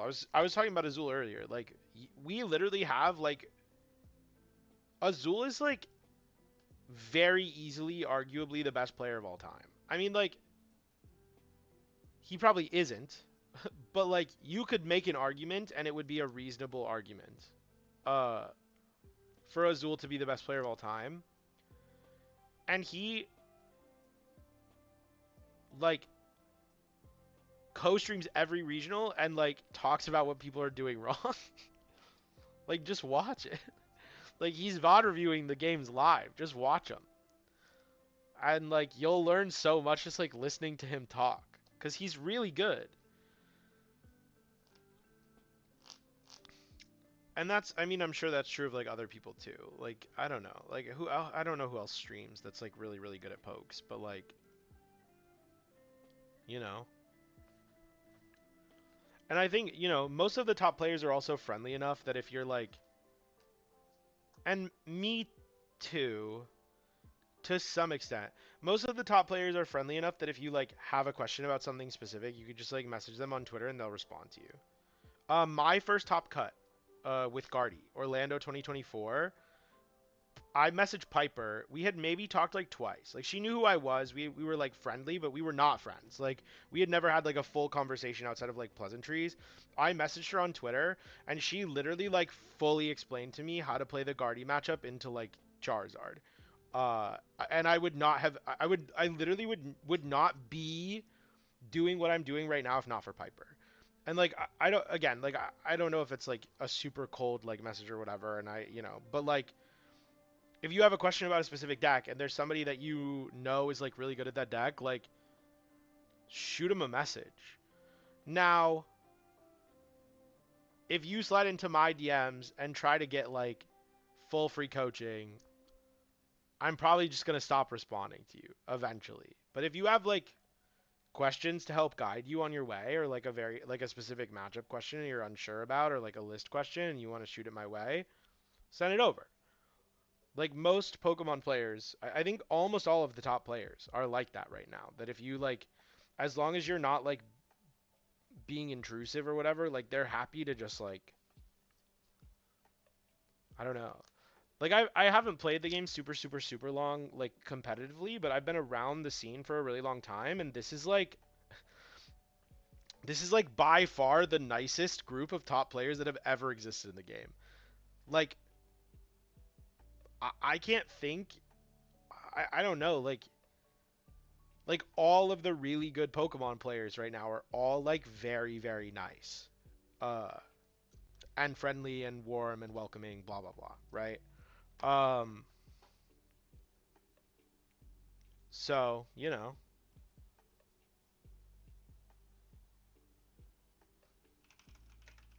um,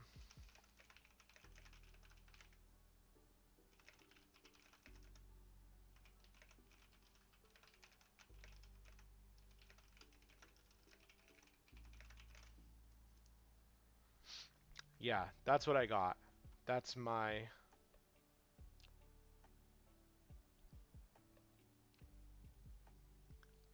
that's my statements and thoughts and all of it.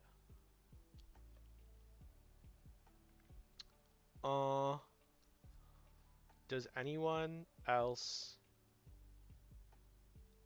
have any questions? Because if not, I'm gonna stop stream and eat and hang out with my girlfriend.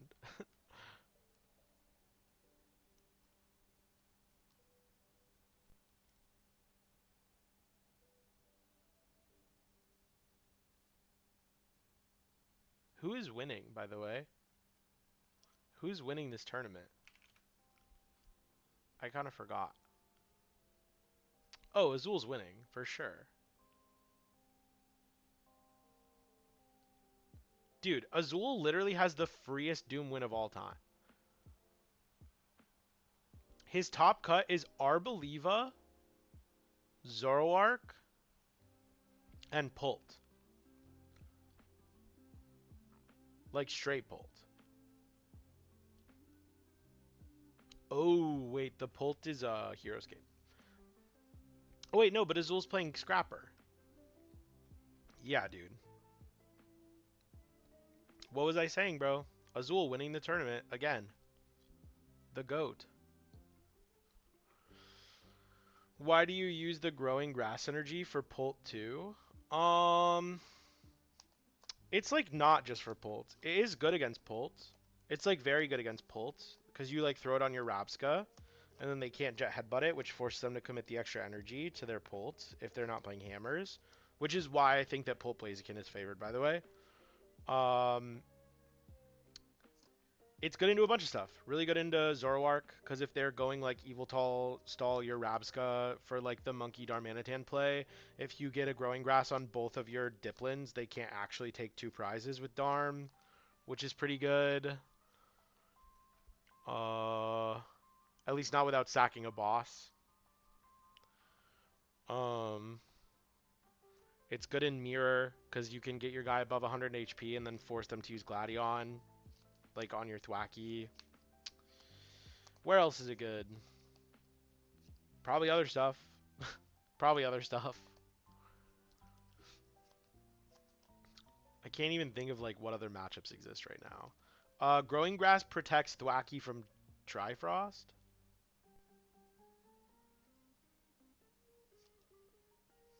3/4 Grookey line, yeah. The ethos behind my Festival Lead deck is that I want as few bad basic Pokemon to start with as possible. So like I play only 9 basic Pokemon, and 5 of them are good starters, and only 4 of them are bad, which gives me like slightly above a 60% chance of starting with a good starter. Actually, it might be slightly under 70. I don't remember the math. It's like something like that. But I'm like very likely to start with one of my good starters. What kind of situations do you use the forest? Yeah, it's if you go first and have a bad turn 1, turn 2 you can Secret Box for the forest and still fully set up your board, which is really good. But the primary use case for it is against Dragapult. Normally you go on the odd prize map because they'll bench Monkey to stop you from taking the first 2. So you'll kill 1, and then usually their best play is to kill Rabska. Sometimes they'll mind bend the Rabska, but usually their best play is to kill the Rabska, depending on like how good their board is. And so then what you do is you Thwacky for... If you already have a Night Stretcher, you Thwacky for Night Stretcher, but if you don't already have a Night Stretcher, you Thwacky for Secret Box for Forest, Night Stretcher, Boss, Thwacky for the other Night Stretcher, play Forest, re-evolve into Rabska, boss a 1-prizer, and kill the 1-prizer, and then you win the game by going Kieran Bangle on the Dragapult the next turn, and then boss killing a low HP 2-prizer, or going Gladion Killapult later in the game. And if you do this play, Dragapult never has enough time to set up enough damage on your board to like full wipe something, right? It's just like not really possible for them. Like it, I mean, like if you don't get your air balloons on your Thwackies, it could be, right? Like they could boss Thwacky and Jet Headbutt and like Risky Ruins to Dunsparce stuff, but like for the most part, as long as things go the way that you want them to, it's impossible for Dragapult to win even if they take multi-prize turns. Like even if they go like boss Rapska again, right? Because then it's 4/4. You kill the Pult. They can take 2 prizes if your board is like Diplin, Sea King. They could go like Risky Ruins, kill double Diplin, but you still have Sea King, which can kill the Pult, right? Or you could go Bangle, kill Meowth, or whatever, right? So it's impossible for them to wipe everything as long as you have the Rapska, even if they go uh, boss again, right? So no worries. Happy to help. Okay, I'm over it. Time for food. I appreciate y'all. I'll try and stream again, like maybe once before Worlds. Pioneer, thank you for the follow. I'll try and stream again maybe once before Worlds. Probably get a video out on something. Gazer, thank you for the follow, bro. Uh, on the sequencing thing, maybe if I decide I want to. And yeah, otherwise, hopefully y'all will see me on Stream Winning World. Surely. But yeah. Alright, y'all. Oh wait, I'm gonna raid. I guess I should raid Azul, right? Can I do that? Azul. Yeah, alright. We're in there.